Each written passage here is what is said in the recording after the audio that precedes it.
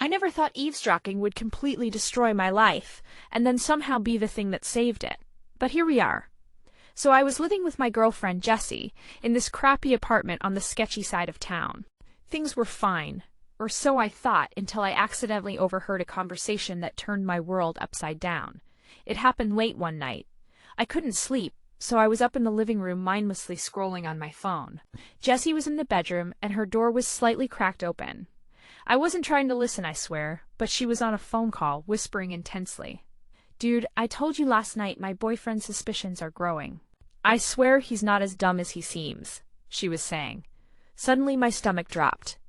"She's snitching on me to the cops. I'm telling you. We can't risk it anymore. If he finds out, we're both screwed." A hush fell over her voice, but I caught every word. Jessie's friends guys I never met were involved in some heavy shit. Meth distribution, violent robberies, assaults. I'd always thought Jessie's little group hangouts were just dumb partying. Nope, she was part of a drug ring. And worse, I was the clueless boyfriend who was just a pawn. The next few days everything shifted in my head. I started spying on her, checking her messages when she left her phone unattended. Messages like "cash" came through. "Hide it before the cops are here." And pictures of bloody, broken vans. I was living with a criminal, and I had no clue. Then shit got real.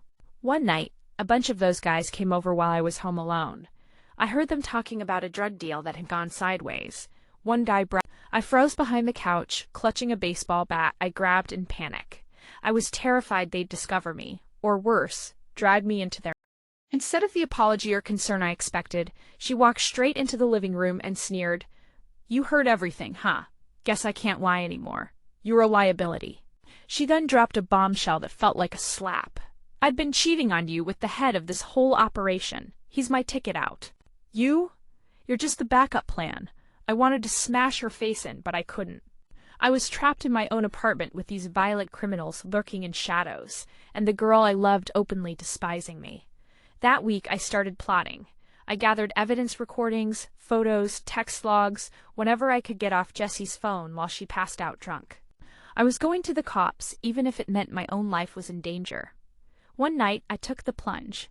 I drove to the nearest station with a folder full of damning stuff. The detective I talked to was skeptical at first, but when I laid it all out, meth labs, weapons caches, all tied directly to Jessie's crew, it clicked. Turns out, Jessie and her boyfriend, the cartel leader guy, were at the top of a major drug ring. The cops had been after them for years, but no proof was good enough.